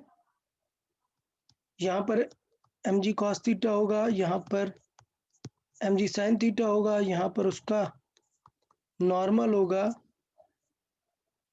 ओके। और हमें चाहिए कि उसके पास नेट जो एक्सेलरेशन हो वो ग्रेविटी जैसे की फील हो। क्लियर? तो हम क्या करेंगे, दोनों के कंपोनेंट टाइप बैलेंस करना स्टार्ट करेंगे। और फ्री फॉल मतलब क्या बोलेंगे हम? फ्री फॉल मतलब क्या फील आना चाहिए? फ्री फॉल का मतलब ये है कि कांटेक्ट लूज होना जाना चाहिए। याद रखना है, फ्री फॉल का मतलब होता है loses contact, loses contact. Contact loose होना जाना चाहिए मतलब नॉर्मल रिएक्शन कितनी हो जानी चाहिए? 0। तो ये चीज हमने कई बार बात की है, हमने ऐसे भी क्वेश्चन बात किए हैं कि जैसे ये लिफ्ट है, लिफ्ट में एक बॉक्स रखा हुआ है, तो लिफ्ट को किस एक्सेलरेशन से मूव कराएं? नीचे की तरफ, कि ये कांटेक्ट लूज कर दे। तो नीचे की तरफ अगर हम मूव कराएं तो ऊपर की तरफ कितना लगना चाहिए फोर्स? नीचे हमें पता है mg लग रहा है, ऊपर की तरफ लग रहा है सूडो। तो नॉर्मल रिएक्शन कब 0 हो जाएगा? जब सूडो किसे मैच कर ले? mg को। तो नॉर्मल वहां पर 0 हो जाएगा। तो यहाँ पर देख लेते हैं कॉन्टैक्ट 0 करने के लिए क्या करना पड़ेगा। एंगल बना लेते हैं सारे। तो हमें पता है ये फोर्स तो mg था, ये हो गया mg sin थीटा जो नीचे स्लाइड करेगा, ये फोर्स होना चाहिए mg cos थीटा। और हमें पता है कि a का एक कंपोनेंट वहां पर लगेगा। तो ये देख लेते हैं,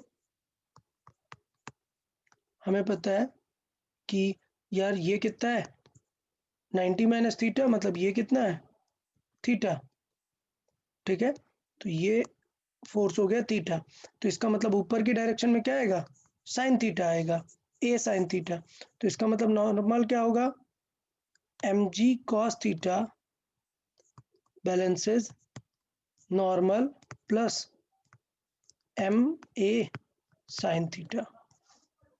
तो ये सिचुएशन हो गई एम ए साइन थीटा। अब मुझे पता है कि नॉर्मल को क्या रखना है? 0। For to lose contact normal क्या हो जाना चाहिए? 0। तो यहाँ पर देख लेंगे कि ए की वैल्यू क्या आ जानी चाहिए। एम कैंसिल आउट हो गया, ये आ जाएगा g into cos theta divide by sine theta. तो ये क्या आ जाएगा? ए। मतलब ए की वैल्यू कितनी हो जानी चाहिए? जी कॉट थीटा टाइप की हो जानी चाहिए, ठीक है। तो सिचुएशन ये है, क्लियर है। हमें थोड़ा सा माइंड में रखना है कि किसी भी चीज को एकदम फ्री फॉल, फ्री ग्रेविटी वाली फील कब आएगी? जब वो कांटेक्ट लूज कर देगा, मतलब कि नॉर्मल रिएक्शन क्या हो जाएगी? 0। तो इस बेसिस पे हम कर सकते हैं।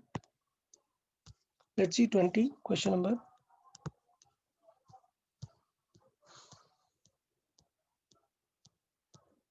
ओके 20 देखें। To a ground observer the block C is moving with v not, मतलब सी की स्पीड है वी नॉट, ठीक है। लिख लेते हैं वी सी कितनी है? V naught. फिर and the block A with V one, मतलब वी ए कितना है? ये वी वन, ठीक। अच्छा, and B is moving with V two relative to C. Okay, मतलब V B relative to C क्या है? ये है V2, ठीक। अब सेटअप देखते हैं। तो सेटअप में सिचुएशन क्या है? सिचुएशन ये है कि हमें ये दो बॉक्स दिए हैं और ये नीचे की तरफ स्लाइड कर रहा है। अच्छा, प्रॉब्लम ये है कि ये बॉक्स भी अगर मूव कर रहा है तो फिर प्रॉब्लम होगी ना हमें। तब हम नहीं बता सकते हैं कि ये थ्रेड कैसे जा रहा है। बेटर क्या होगा, अगर ये बॉक्स रेस्ट पर आ जाए, ये VC रेस्ट पर आ जाए, तो हमारे लिए क्वेश्चन इजी बन जाएगा। तो इसका मतलब हम किसे सॉल्व कर दें? With respect to block C, block C के रेस्पेक्ट में हम क्वेश्चन को सॉल्व कर दें।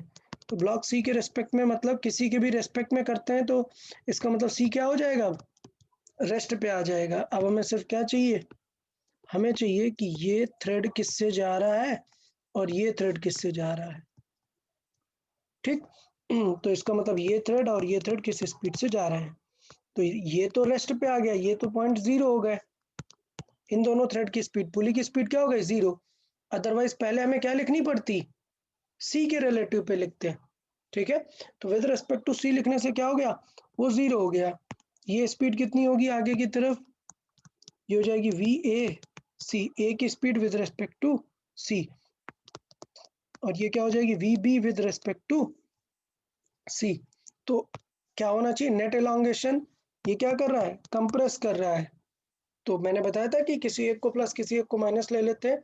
कंप्रेस कर रहा है मतलब लेंथ कम करने का ट्राई कर रहा है, तो इसकी स्पीड क्या हो गई, नेगेटिव कंसिडर कर लेंगे, मतलब माइनस वी ए सी, और ये क्या हो गया वी बी सी प्लस का इज इक्वल टू क्या होना चाहिए, नेट स्पीड 0। तो यहाँ से पता चला v A C must match v B C. तो वी ए सी क्या होगा, speed of A minus speed of C is equal to v B C, directly question में गिवन है क्या, V2। तो सिचुएशन क्या हो गई, वी ए कितना है V1, वी सी कितना है V0 is equal to V2। तो ये हमारा हो जाएगा रिलेशन। देखिए कौन सा ऑप्शन मैच कर रहा है, V1 माइनस V2। तो थोड़ा सा अरेंज कर लेते हैं, V1 V2 को इस तरफ ले आते हैं इज इक्वल टू V0। ये भी देखो हमारा सेम रीअरेंजमेंट कर लिया, तो ऑप्शन ए मैच हो जाएगा। क्लियर, किसी को कोई डाउट इसमें, ओके गुड। मूविंग के साथ भी कर सकते थे, मैंने बताया हुआ है, टेंशन नहीं लेना है। अगर सिस्टम मूव कर रहा होता तो पुली भी मूव कर रही होती, देख लो पुली भी मूव कर रही होती सेम स्पीड से V0 से, तो थ्रेड पे आप कैसे लिखते हैं, अगर आपको विद रेस्पेक्ट टू सी नहीं लिखना है तो आप ऐसे लिख सकते हो, ये किससे जा रहा था V1 से, ये कैसे जा रहा है V0 से, और ये थ्रेड कैसा होगा V0 से, ये कैसा है नीचे की तरफ V2 से। तो क्या इस V0 का कोई फर्क पड़ता है क्या थ्रेड की लेंथ में, नहीं, ये 90 डिग्री में कोई कंपोनेंट नहीं आता, तभी कंपोनेंट कर सकते थे पूरे। समझ में आया सबको। तो क्या हो जाएगा, V1 कंप्रेस कर रहा है, तो कंप्रेस वाले को हमने क्या ले लिया, लेट्स से नेगेटिव, या कंप्रेस वाले को ले लो पॉजिटिव। सो V1 को ले लिया पॉजिटिव, माइनस V0 क्या कर रहा है, इलोंगेट कर रहा है, तो V0 को नेगेटिव ले लिया। फिर ये V2 भी क्या कर रहा है, इलोंगेट कर रहा है, तो इसको ले लिया V2 इज इक्वल टू क्या आना चाहिए 0। तो वहां से क्या आएगा V1 minus V2 is equal to V0। ऐसे भी कर सकते हैं, तो टेंशन नहीं लेना है, जैसे सिखाया है उस तरीके से भी कर सकते हो, और रिलेटिव टू सी लेके भी कर सकते हो, ठीक है। तो ये वाला सेटअप भी याद रखना है। चले वापस आते हैं, क्वेश्चन 20 हो गया, क्वेश्चन नंबर 21 देख लेते हैं।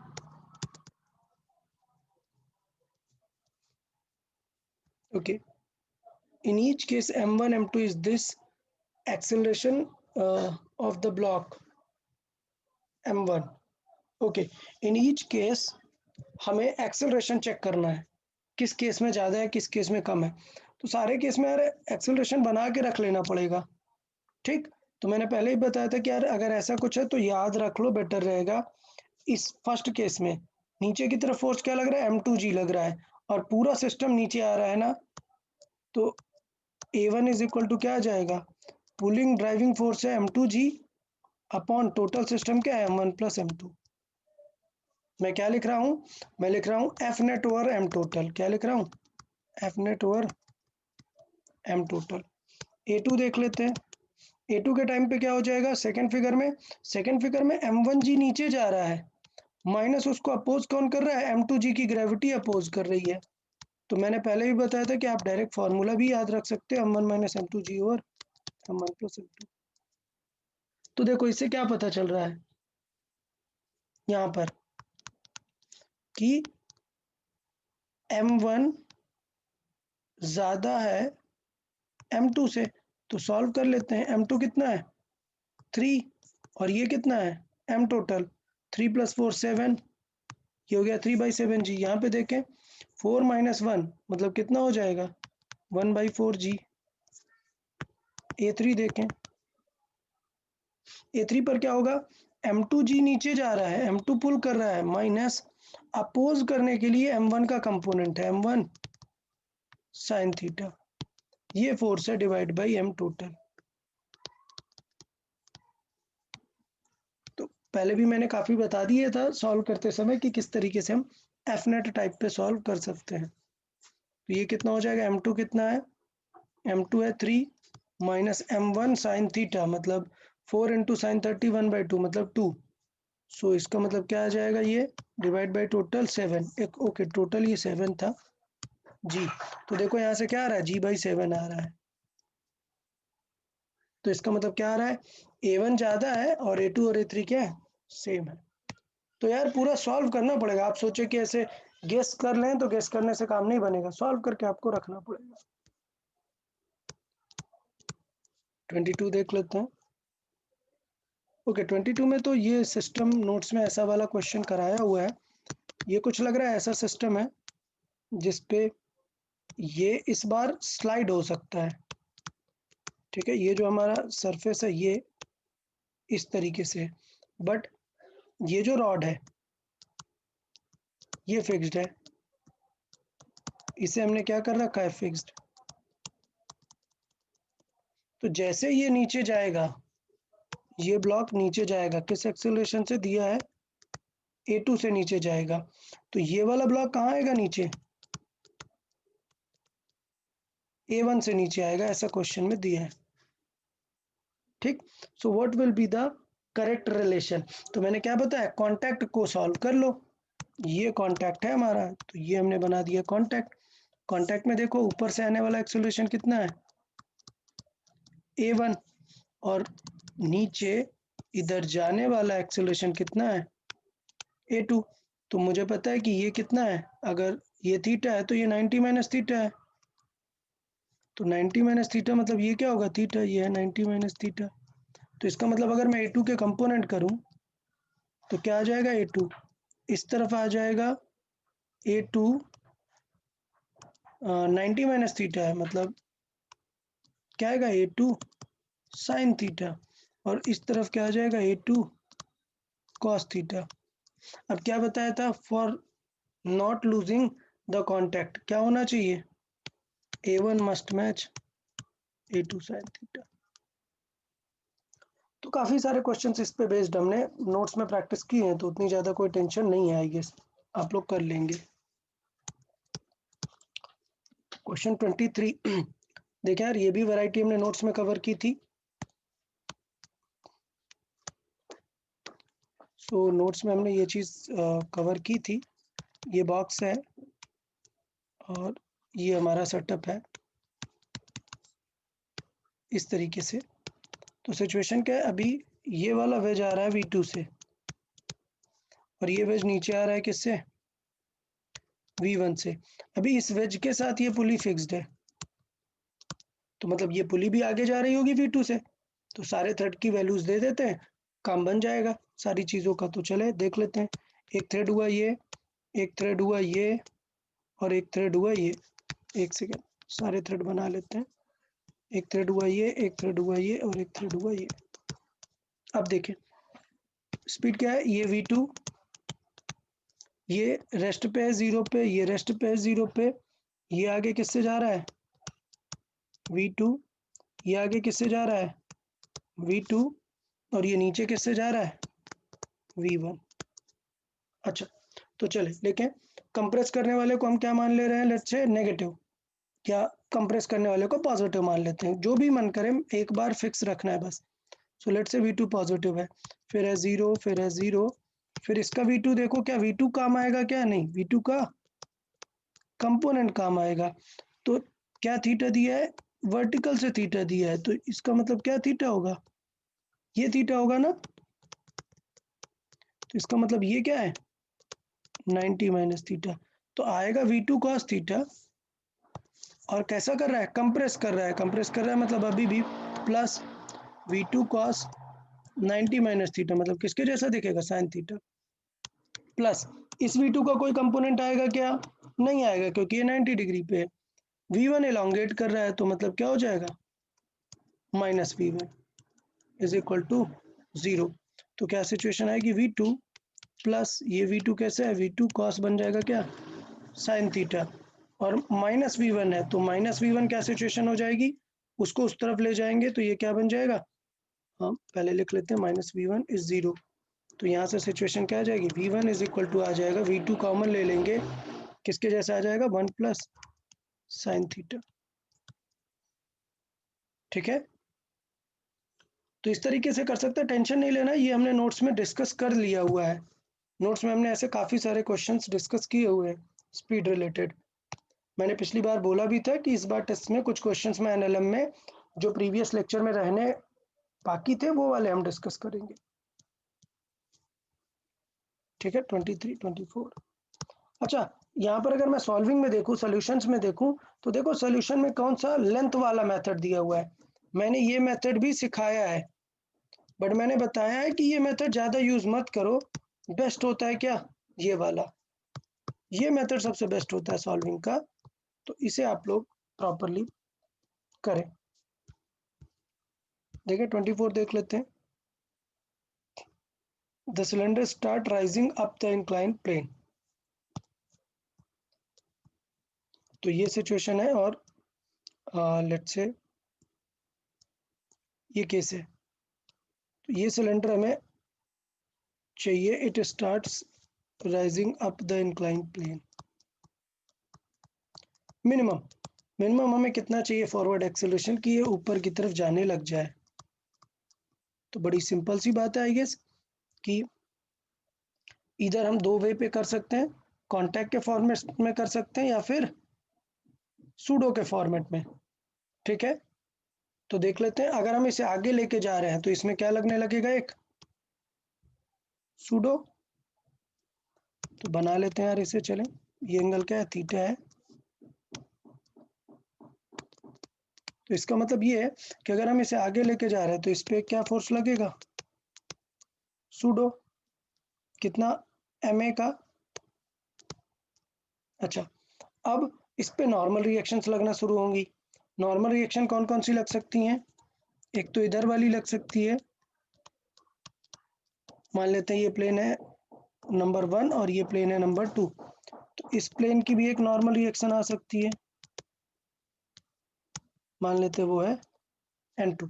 तो N1 हो गया, N2 हो गया, और हमें पता है एक Mg होगा जिसके दो कंपोनेंट आने वाले हैं, इधर पर क्या होगा Mg साइन थीटा और इधर पर क्या होगा Mg कॉस थीटा। चले, तो अब सिंपल सी बात है कि अगर मुझे उसे ऊपर लेके जाना है, ठीक, तो ऊपर ले जाने में कौन कौन सा फोर्स उसको हेल्प कर सकता है वो हमें देखना है।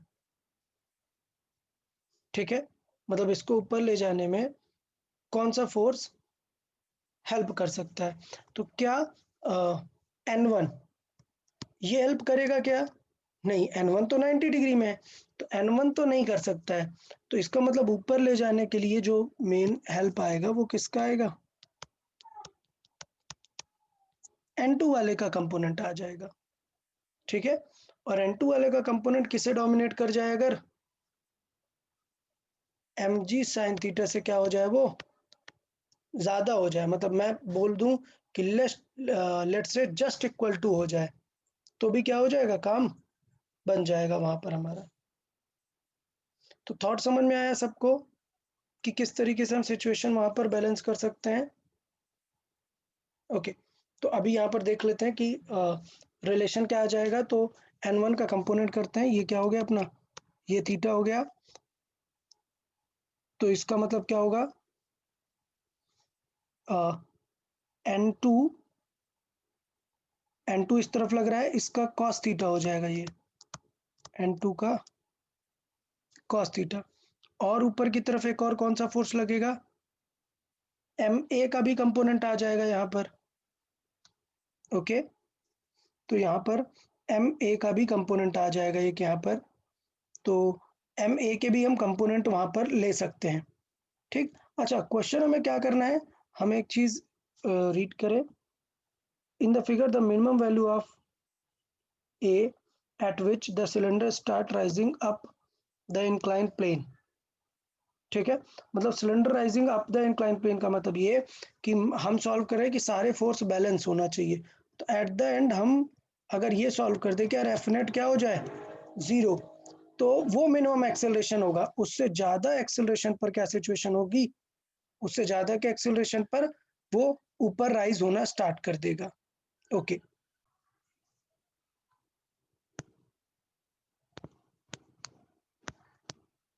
Okay, so n2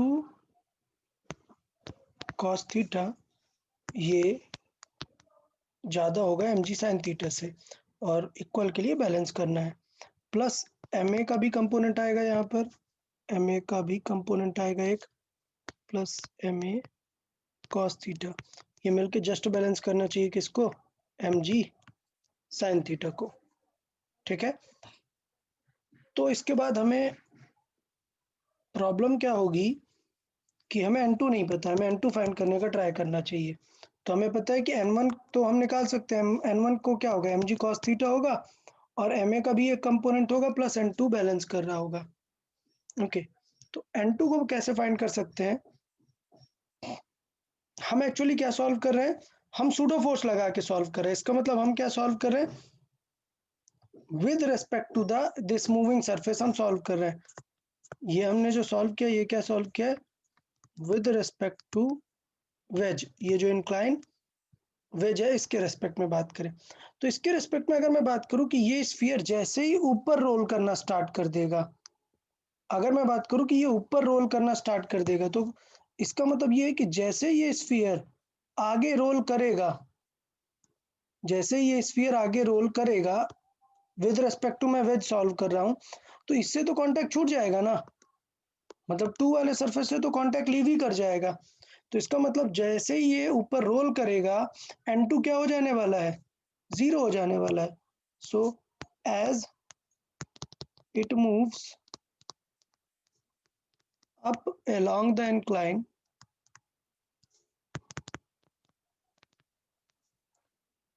as it moves up along the incline, n2 क्या हो जाएगा 0, क्योंकि n2 से तो कांटेक्ट ही नहीं रहने वाला है।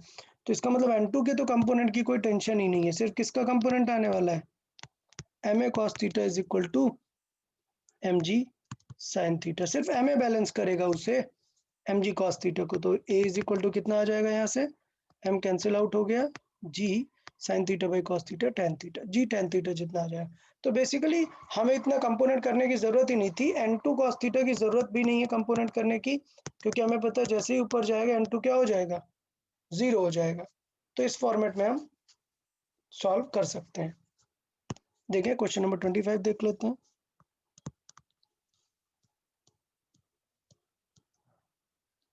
Okay, so 25 in the figure, the wedge is pushed with an acceleration of this. It has, it is seen that the block starts climbing up the smooth inclined face of wedge. What will be the time taken by the block to reach the top? ठीक है, तो इसका मतलब ये है कि अभी smooth का क्वेश्चन हो गया ना, स्मूथ का है मतलब फ्रिक्शन वाला नहीं है, एनएलएम का क्वेश्चन मैंने दिया हुआ है ये। तो ये एम मास का ऑब्जेक्ट है, नीचे की तरफ क्या लग रहा होगा, जी साइन थीटा। ठीक है, नीचे की तरफ लग रहा है जी साइन थीटा का एक्सेलरेशन, बट बिकॉज हम इसे आगे की तरफ एक्सेलरेट करा रहे हैं ए से, तो इसका मतलब इसमें क्या लगेगा, पीछे की तरफ एक सूडो लगेगा, सूडो लगेगा कितना एम इन टू ए जितना, एम इन टू ए। तो इसका मतलब इसका एक कंपोनेंट, इसका एक कंपोनेंट ये थीटा होगा, क्या हो जाएगा ए कॉस थीटा, वो ऊपर की तरफ लेके जाएगा। ठीक है, ए कॉस थीटा ऊपर की तरफ लेके जाएगा, और जी साइन थीटा उसे अपोज करेगा। तो मैं अगर बात करूं कि ऊपर की तरफ वो जा रहा है, तो नेट एक्सेलरेशन क्या हो जाएगा, नेट एक्सेलरेशन अपवर्ड। ए नेट अपवर्ड कितना हो जाएगा, वो हो जाएगा ए कॉस थीटा ऊपर लेके जाएगा, माइनस जी साइन थीटा अपोज करेगा। फ्रिक्शन की दिक्कत नहीं है, वरना यहाँ पर फिर हमें ए कॉस थीटा को भी लेके आना होता, तो फिर यहाँ पे जी साइन थीटा और प्लस ए cos थीटा, इन दोनों को लेके आना होता है नॉर्मल को बैलेंस करने के लिए। बट अच्छी बात यह है कि फ्रिक्शन नहीं है तो डायरेक्ट ही हमें टेंशन मतलब आ गया। टाइम निकालना था, टाइम कितना दिया हुआ है, what will be the time, length कितनी 1 मीटर हमें जाना है तो 2s अपॉन ए हो गया। सो ये हो गया 2 इंटू एस कितना है 1, एक्सेलरेशन कितना है ए cos थीटा 30 डिग्री है, ए कितना है 10√3, सो ए है 10√3, cos 30 कितना हो जाएगा √3/2 माइनस जी 10 साइन थीटा हो गया 1/2, सो ये कितना हो √3 मतलब 30, 3 इंटू 5 15 माइनस 5 मतलब 10 आ जाएगा। So T is equal to कितना आ गया √2/10 मतलब √1/5 के जैसा टाइप का आंसर आ जाएगा। ठीक है, तो इस तरीके से हम कर सकते हैं सारे क्वेश्चंस। तो अच्छा पेपर है, एक बार सब लोग सारे क्वेश्चंस रिवाइज कर लेंगे, बहुत ही अच्छे क्वेश्चंस इस बार रखे हुए हैं, तो चीज़ों को ध्यान देना और कंप्लीट कर लेना। Okay, bye bye everyone then.